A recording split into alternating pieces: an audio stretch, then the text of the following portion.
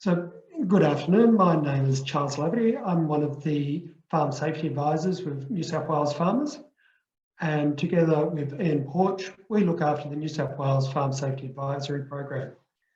And we're using this forum today to present from various organisations some information pertinent to this year's upcoming winter crop harvest.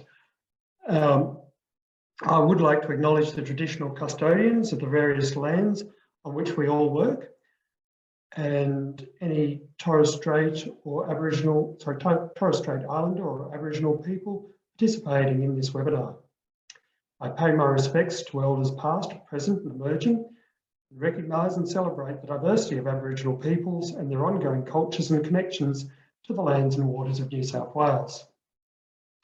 I'd also like to acknowledge the many people that will be joining this webinar experiencing a very interesting harvest period with its own challenges this year, and wish them all the best with the current weather and flooding experiences that many areas are having.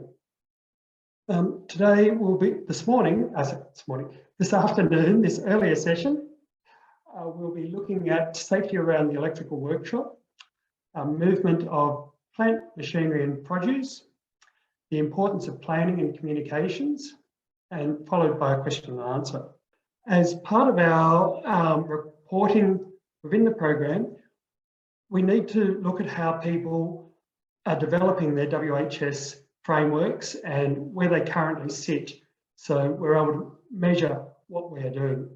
This QR code that I have in front is a very short survey I think there's about 6 questions, just to give us a point of where you are within your workplace and safety, so work health, place and safety framework. So if you wouldn't mind just scanning that QR code at the moment and filling out that quick survey. I will be forwarding a copy of that QR code to participants in the survey post-meeting as well. At this point, I'd like to introduce David McLean from Essential Energy, and I'll be passing over control of the my screen to David for safety around the electrical network. Thanks, Charles. Hi, everyone.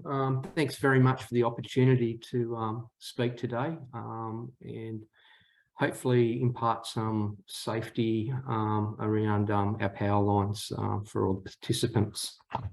So my name's David McLean. I'm a part of Essential Energy's safety team, and we also look after public safety within our team.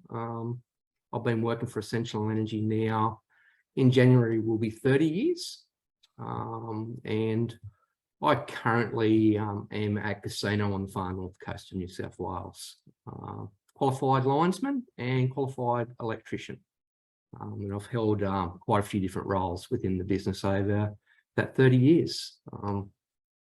Essential Energy, as you're probably all aware, we look after 3/4 of the state, basically, the electricity network, which is an extremely large area, and we've got nearly 880,000 customers, which is not a very huge amount of customers for the size of the actual network that we have to look after every year. I guess for me, when I go traveling, power lines are some of the things that I look at as I travel down the road. It's because they're always in the forefront of my mind, because it's what I've been doing for such a long time now. But for many other people, power lines are obviously not in the front of your mind, and not even a secondary thought. It's something that you don't deal with. You turn on a switch in your house and your appliance works. You turn on your pump works. You've got many things going on in your head, but power lines usually aren't at the forefront unless you work in the industry. So that can create a number of problems, because if you don't understand, or you don't realise that they're there, it's quite easy to be to come in contact with them. It's very hard sometimes to notice power lines. In this slide, we've got a number of incidents which have occurred. You can see there that tractor's brought down a power line while ploughing. We've got some trucks there that have come in contact with the power lines with someone on board. We've also got a tyre blown through the electricity escaping. Electricity, you can see it, you can't see it, you can't hear it or smell it. So it can be extremely dangerous. The monkey business illusion. Count how many times the players wearing white pass the ball.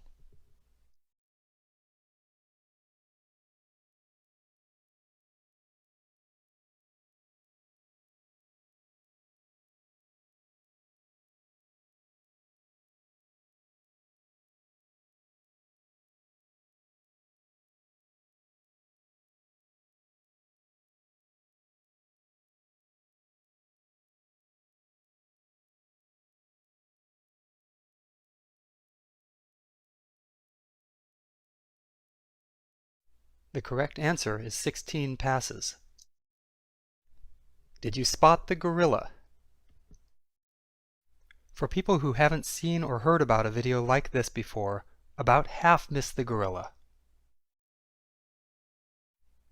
If you knew about the gorilla, you probably saw it, but did you notice the curtain changing color or the player on the black team leaving the game? Let's rewind and watch it again.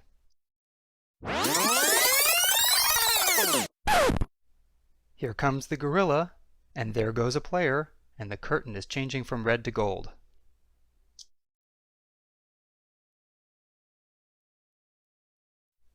When you're looking for a gorilla, you often miss other unexpected events. And that's the monkey business illusion. Learn more about this illusion and the original gorilla experiment at theinvisiblegorilla.com. So in that video, it's just an example.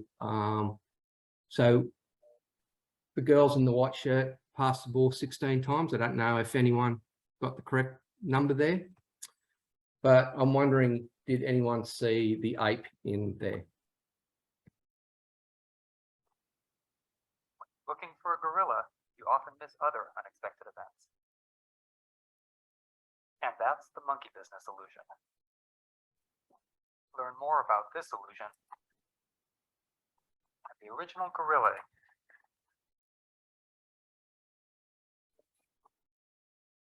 experiment. So in that video too, sorry, I forgot to mention that the curtain changed color and one of the participants actually left the room as well. So it just goes to highlight, when you're concentrating on something in particular, you can also miss other things that are occurring. This slide here is the number of public safety incidents we've basically had in the last 12 months. And it's a breakdown of what they usually are. And roughly 1/3 of all of our public safety incidents involve agriculture. So we have approximately 43 incidents per month. And then got 32% which involve workers in the agricultural business, so almost 1/3. Unfortunately, in that slide, that did result in a death late last year, just before Christmas, with a spray burn up into 11,000 volts. Just want to talk a little bit about vehicle safety after coming in contact with power lines. So if you do come in contact with power lines, you're stuck in a car, a vehicle, or anything like that, the message that we would like to get across is stay, call, wait. So stay in the vehicle, it's safe to do so. Despite what happens in a lot of movies, very rarely does a car or vehicle explode. Obviously, if there is a fire, you may have to escape the vehicle, but At first, we want people to stay in the car or the truck, call 000, and then wait until you've been given clearance by Central Energy to clear the vehicle. The reason being is electrical step potential. So if we have a power line that comes down on the ground, the closer you are to that power line, there'll be different voltages. So we require people to stay at least 8 meters away from power line if it comes down. Any closer than that, you can receive a shock. And we like cattle, when they get struck by lightning, or a tree gets struck by lightning, because of the spread of their legs, they get that shock. And that's to do with the step potential. And the same thing can occur with a power line down. If you do have to exit a vehicle with the power line, we suggest the safest method is to jump well clear. Don't turn around and shut the door of the vehicle, because then you're going to create that potential problem. And then shuffle away from the vehicle up at least 8 meters. We prefer the shuffle method rather than a hop method. The reason being is that if you hop, it's a lot easier to fall down. If you shuffle with your feet together, it's a much safer way of exiting. Essential Energy's website, we have a range of resources available to you. There's some safety fact sheets there, stickers and signage that we can send out to you. There's training videos on there as well. There's a link to the Look Up and Live app, which would be of great benefit to many public workers, and also a link to our aerial marker scheme. So I don't know if anyone's heard of the Look Up and Live app. We've done that in conjunction with Energy Queensland. And what it is, it's an app which will show you in your area, whatever you want, all the power lines, above ground power lines, below ground power lines. And that is then put on a Google Maps. You can download, it's a free app. You'll be able to see all the power lines that cross your farm, where they are, and will enable you to hopefully better plan some of your work, having that on your computers or your iPhones or your tablets or anything like that. Check out this lookupandlive.com.au instructional video. Start by typing lookupandlive.com.au into your internet browser. It'll then bring up the map. If you then go to you agree to the terms and conditions, click that box and go to the OK button and click that one, you're now in. You can scroll down to any part of the map or just type in where you want to go to. Once on site, you can click and get all the property details. You can also then find out what voltages the power lines are at. This one in particular was 11,000 volts and some low voltage there as well. If you need more information now and you want to get safety advice, it will then take you to the power line owner, in this case Ergon Energy's website. You can fill out the form and complete the safety advice. Also, if you wanted to do a dial before you dig inquiry, click on dial before you dig. It'll take you to the dial before you dig inquiries page. If you'd now like to print out your plan of your construction site, you can write in what your construction site is, press print, and then you'll have a power line safety plan, giving you the scale and legend, showing you there's low voltage network, there also is high voltage power lines there, and it will give you the exclusion zones around those power lines to work safely.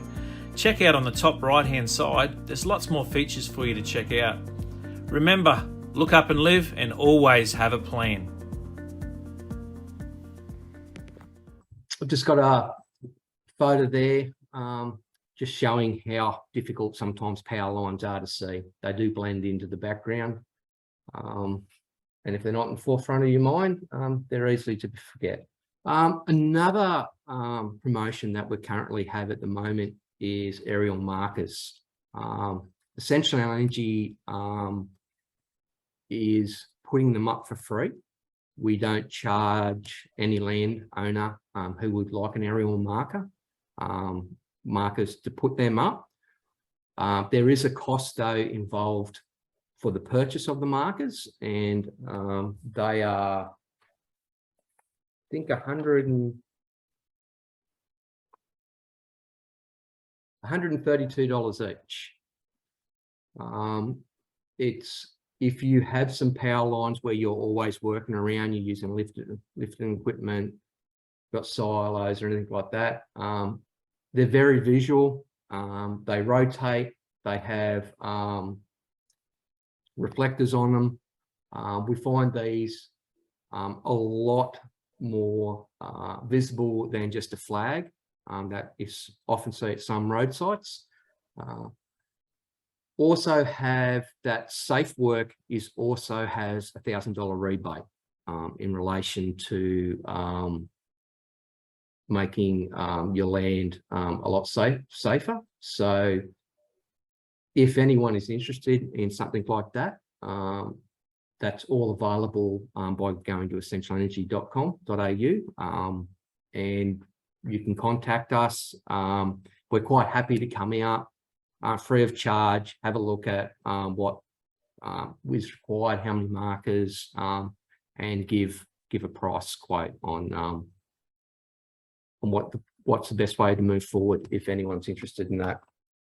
That's it for me, pretty much. I'm happy to answer any questions now or later on in the Q&A. I hope I've been able to give you some advice, at least know where to look just by coming to our website or giving us a call if you've got any questions, any safety concerns. Thank you very much. Thank you very much, David. Just for participants that participating in this webinar is an eligible interaction with the Safe Work $1,000 small business safety rebate. And if people like to apply for that rebate, when they're filling out the application, if they tick on the box of New South Wales Farm Safety Advisory Program, this is being kept as an eligible interaction. I'm about to pass control to Julian Tesh, who's going to take us through some of the intricacies of plant machinery and produce movement. Good afternoon, everyone. My name's Julian Tesh. I'm a Safety and Compliance Officer based in Wagga Wagga, working for the NHVR. I've worked in this role now for about 8.5 years, and it's my pleasure to come and attend this afternoon. Thank you, Charles, and thank you to the New South Wales farmers for the invitation. So I'd like to talk about a couple of things. The first thing we'd like to start on is the results from last year's harvest and some of what was learnt through the compliance activities. Firstly, the National Roadworthiness Survey in 2021 was something that the NHVR conducts on an annual basis, and this helps us to gain an insight into the condition of vehicles that are registered and used on the road network. As you can see from those 3 smaller slides there's a breakdown of what the results were from that National Roadworthiness Survey, in which 8,000 vehicle combinations were inspected. And it's pleasing to see that there was an increase in the number of units that were being looked at from the previous low volume of 2016. The lowest rate of non-conformity was actually found this time to be in the rigid truck area, and it had actually grown with non-conformity. It was up from 48% in 2016 up now to about 62%. So that highlights that that area to do with the maintenance and the upkeep of rigid vehicles has deteriorated. And the thing to highlight there, that still brakes remain the most common defect that's been seen on road vehicles as a result of this survey has detected. So it's dropped, which is pleasing, from the 2016 comparison of 25%, now down to about 14%, but it's still the highest defect category that we're finding. Another thing that came out of that National Roadworthiness Survey in 2021 was the relationship between age of vehicle and non-conformity. So that little chart that's there placed in front of you, the larger grey section of the charting basically says that there's a direct relationship between the age of the unit and the incidence of non-conformity. That's non-conformity mechanically. The freight or hauling units there that were surveyed across that roadworthiness survey showed the greatest increase, okay, in non-conformity. That means the greatest amount of defects, which show the deterioration of those vehicles over a period of time. So up to and including 12 years of age, it's just a gradual decrease, which is concerning. So out of the grain harvest in 2021, proactive compliance was undertaken. The NHVR and its regulatory partners conducted compliance activities nationally, with the principal focus being to provide information and also to support industry to how they can better identify risks and establish a baseline compliance. So that was done through a range of mediums. So proactive regulatory activities consisted of multifaceted approach through social media, industry engagement, the formation of a dedicated NHVR resource in a web page, specifically with information around primary production, chain responsibility, how to set up and manage safety management systems, and also then the promotion then of industry flyers and things for venues to promote these initiatives. Compliance activities that were undertaken during the last harvest included on and off-road compliance.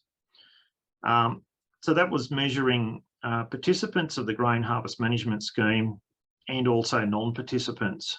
So that's basically achieved through asking that question of operators, are they in the scheme or were they participating or weren't they? Obviously, we had some impacts last year, as we had with the earlier this year with COVID-19, restricting some of the activities we undertook. We still did manage to achieve 2013 intercepts nationwide. And of those 2013 intercepts, we found that 911, we detected some form of non-compliance. So about 45% of the total number. I don't know what happened there. Oh, all good. So of the detected non-compliance, mechanical defects are still the most prevalent. Can you still see that okay, everyone there? Yeah, can you see that, Charles? I just had a jump in the screen. Yeah. Mass non-compliance was also evident across the grain industry, both with participants and non-participants. And another key area of harvest that still remains concerning is fatigue. Obviously, with the long hours that are being put in for the whole exercise of harvest, fatigue is still a major contributor in heavy vehicle incidents. On and off-road compliance activities, we obtain information from grain receivers for off-road compliance activities. So we're looking at their receival data. We're looking then at the types of combinations, the number of combinations that are received at various locations, and what sort of mass they're bringing in to those receival sites. And from that, we can determine, obviously, the bigger volume sites. We can also see a number of operators can be profiled out of that response as well to see what sort of conformity we're getting. Okay, so some of the key takeaway messages from last year were that obviously before harvest, to be proactive and check your heavy vehicle mechanical condition prior to commencing harvest, ensuring that the vehicle's roadworthy, brakes are adjusted and so on, tyres are up to the job. Ensure that you have a safety management system in place, and importantly, how you're going to manage you and your employees' fatigue. Know your vehicle's mass limits. Okay, ensure that they are loaded within their maximum axle and overall load limits for safe travel. and ensure your vehicles are correctly registered, drivers are licensed, and they're sufficiently trained to manage that heavy vehicle task. Be aware of your travel arrangements on secondary roads, particularly rural and regional areas.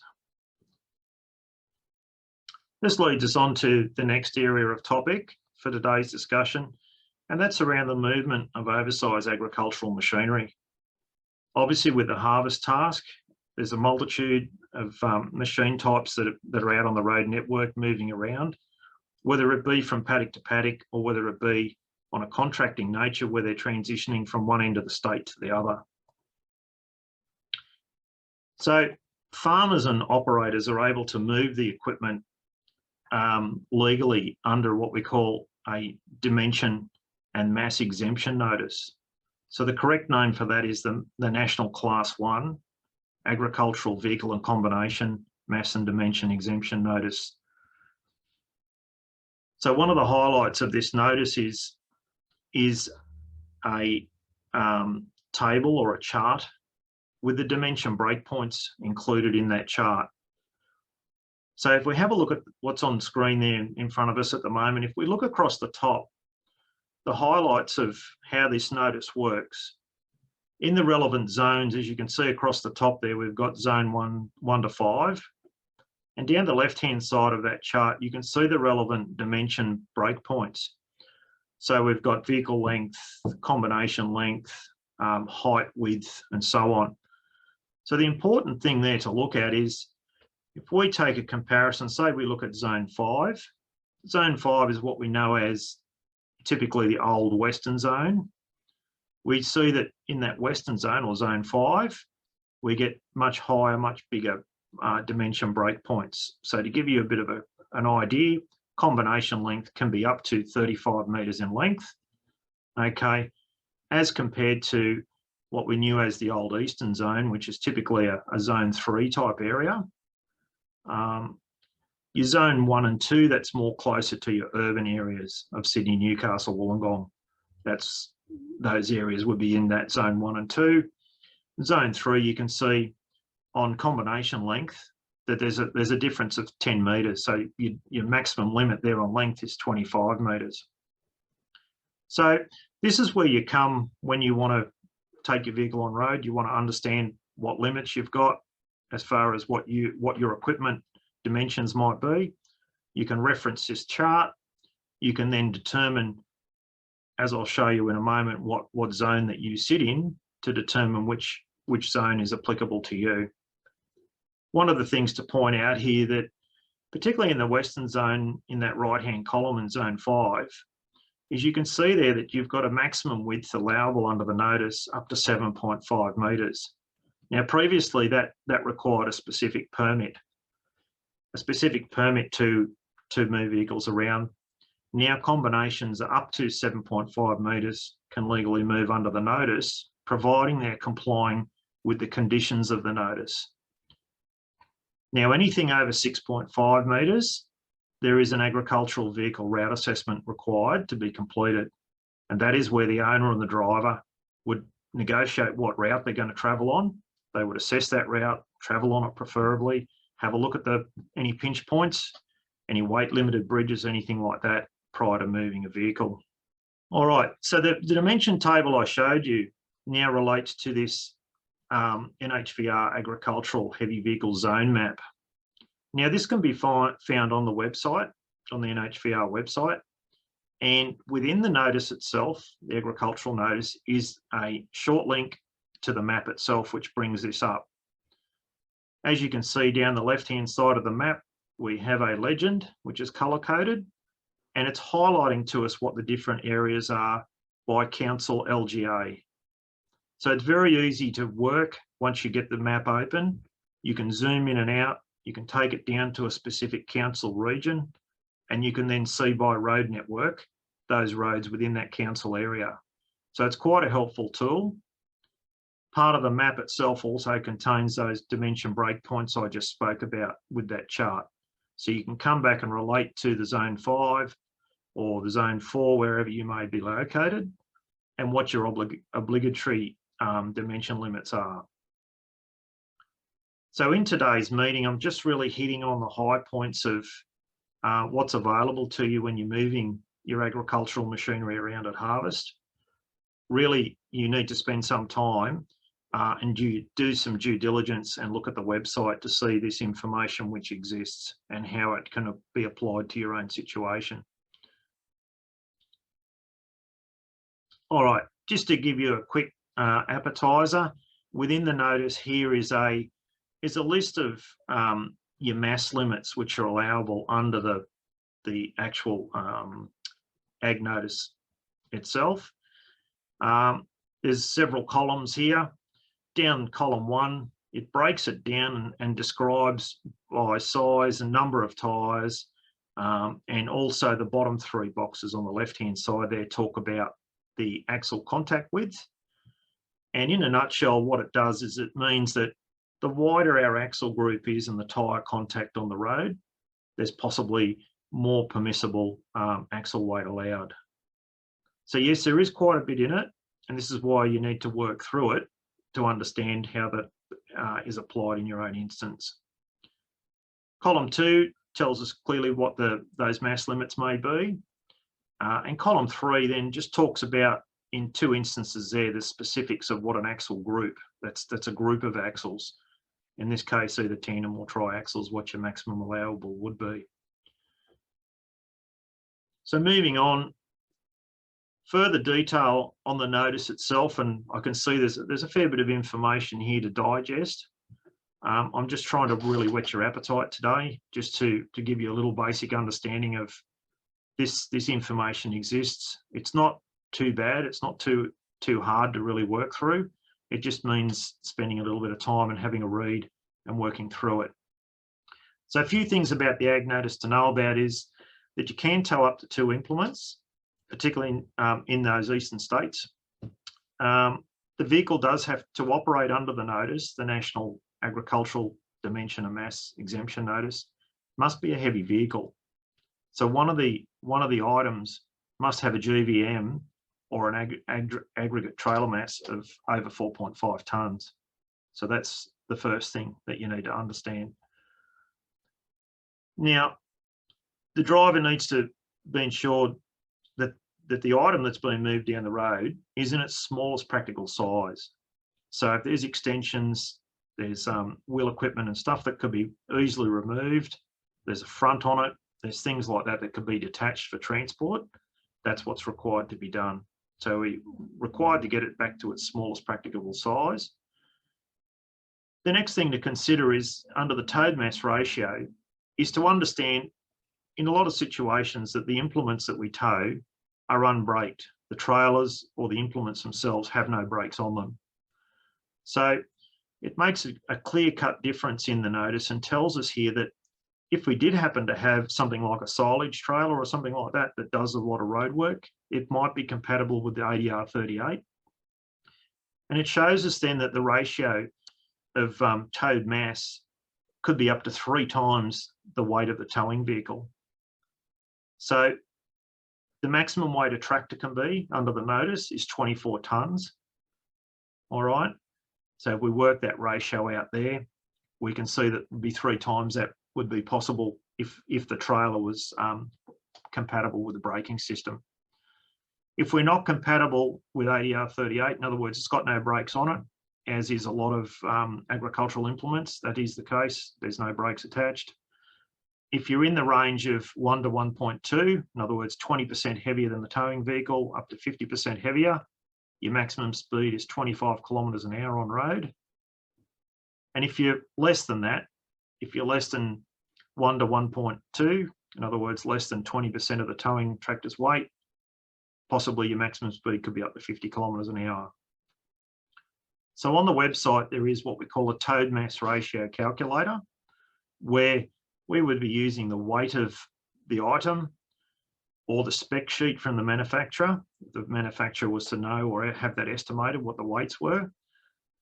Or we might have, if we'd been into town with it or came from town with it, we might have been able to access a weighbridge and get a weight on it.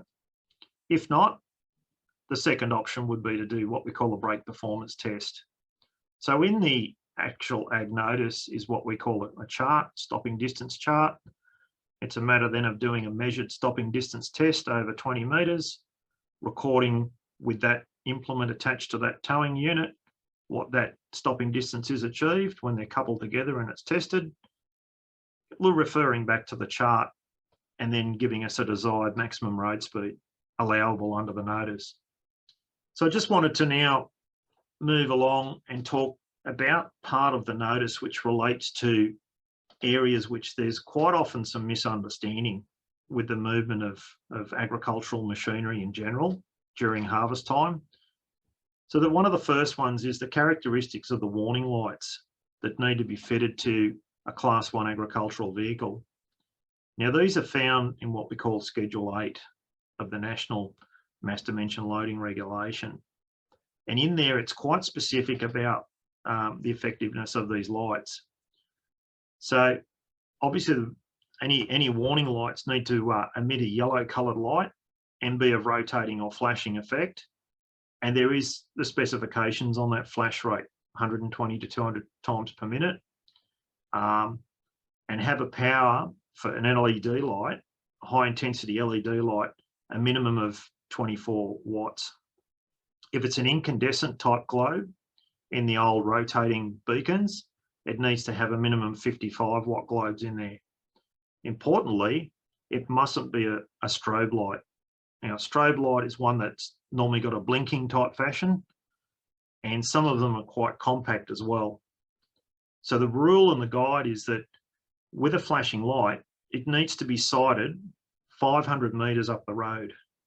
So obviously if the intensity is not in the light, or the light's too small, then its effectiveness on road is greatly diminished. Looking next at the warning signs, the oversized warning signs that you'd normally attached in moving a Class 1 heavy vehicle on road. So there are dimensions on what those signs need to be. The reflective material, the yellow reflective material and the black lettering have to comply with Australian standards. And normally when you go to purchase those signs, those standards will be printed in 3mm black lettering on the signage. So if you can see the Australian standard codes printed on the sign, then it's compliant normally. The other thing to keep in mind is that there's some minimum dimensions there. Now it's okay to have those signs split in two pieces, as is on the front of that truck. Normally, your signs have to be 1200mm long, 450 mils high, okay? And it is okay to have it split in an arrangement like that on the front of a vehicle, okay, as long as it's no lower than the bottom edge of the bumper bar. If it's on an implement itself, then it needs to be no less than 500mm from the ground. So it's all about exposure and visibility. All right, so we're having a look now at the pilot vehicles. So pilot vehicles are also quite detailed in how they're supposed to be set up and how they're supposed to operate. So we'll focus on this for an area for a moment, because this is a big part of operating on road when we're escorting Class 1 agricultural vehicles on the road network. Basically what it says is that any Class 1 agricultural vehicle that's wider than 3.7 metres, okay, all right, but not wider than 4.5 metres, must be accompanied by at least one pilot. Now the proviso is that any part of that terrain in which the vehicle's being used, there's a clear view, okay, of traffic of less than 500 metres. Now, if you're out in open flat country and you can see 500 metres, then there might not be a requirement, if it's a secondary road, to be moving. All right, if it's on a major road, then you must have a pilot vehicle on it. An agricultural vehicle combination wider than 4.5 metres now must be accompanied by two pilot vehicles, one at the front, one at the rear. All right, some details now about those pilot vehicles. Those requirements are that a pilot vehicle must have at least 4 wheels. We're talking about the front pilot vehicle here now. and a GVM of no more than 4.5 tonne. It must have a warning sign attached to its roof. It must have a warning light attached above or below the warning sign or at each side of the warning sign. Must travel with its headlights on. Must have UHF communication or some form of radio communication with the oversized vehicle it's escorting or piloting. And it must not tow a trailer or carry goods. Now, it does depict in the notice quite clearly that it's acceptable to have tools on, it's acceptable to have grease guns, oil, spare parts related to, say, the header. That's acceptable, but it's not to carry a load, as in just a general load, and just be used as a pilot vehicle. It also is quite explicit that the rear pilot vehicle of a two-pilot movement, you can use a larger vehicle with a GVM of no more than 6.5 tonne, provided it's used at the rear. And once again, no towing of trailers, no towing of cone trailers or fuel trailers or anything like that when it's being used as a pilot vehicle. All right, so that was all from me, Charles, and everyone. You know, if there's any questions at the end or anything you'd like to cover off on, I'll be here and happy to take your questions. I have forwarded to Charles a Word document with a list of NHVR web links on that document, which are all part of the agricultural, the primary producer side of things, which are all on the NHVR website, useful to go and do some research, and also included in there things like the Grain Harvest Management Scheme, road trains, B-doubles, things like that, sort of common questions. All right, Charles, over to you. Thanks, Julian. If there are any questions for Julian, David, and myself, please put them up in the chat section, and we'll discuss those at the end of the presentation. Planning for harvest, of course, this is going to be quite interesting in many areas of the state that are currently, or have recently, or currently, or are going to experience water inundation. So in having a plan, it's very important to have a written or documented plan and have that being able to communicate. Now, we all know that the plan can change very rapidly during the current weather and flooding type events. But if you have a plan in place, we can see easily what needs to happen, and it helps reduce the stress. And Ian Porch will be talking a little bit on helping to reduce the stress in this evening's session. How far do we extend the plan, and what do we put in it? So the harvest plan within the farm, you should be talking to your contractors that you hopefully have coming, and constant communications with that. So are you able to come down? Will we be able to get the machinery on where we want to harvest? Are we able to have a plan B that you do a quick run around and get what we can, and the availability to come back? How do we organise to strip what needs to be stripped after the initial run through has gone through? And what can we have in place? Are we able to share machinery with other neighbours? So if we're talking to our neighbours, to our contractors, to other farm staff at the moment about this and writing down, it could well alleviate some of the stress that we're coming into. And the other side, of course, in having a farm plan is if the primary decision makers are not available for any reason throughout it, that those that are still trying to carry out the harvest operations have some indications of what they should do next. Also, as part of our planning is emergency plannings. What should they cover? So in a normal harvest year, we'd be looking at machinery breakdown and fire as being our two key emergencies happening during harvest.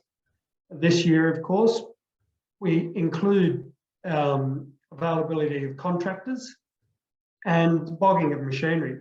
And again, Ian will be addressing vehicle bogging during this evening's session. Where should these plans be located? So having them written down is a great start.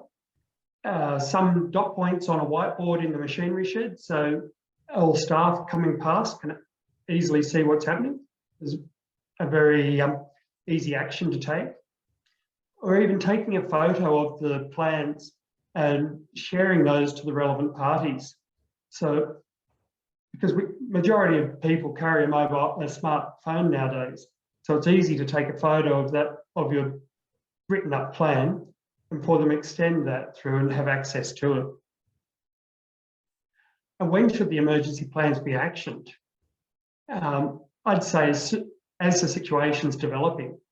So as soon as the header starts going down, a radio call back to say, I'm stuck, I need help, that should take in radio. We have a system in place to handle this.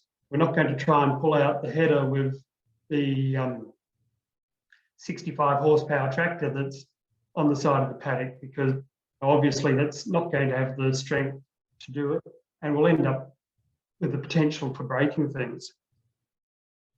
So that's really where I was going to go with planning, which is we're ahead of schedule. Thank you very much. Would there be any questions? Charles, there's nothing in the chat box. Thanks very much, Ian. No, look, thank you very much for Julian and David and the information that you've shared with us today.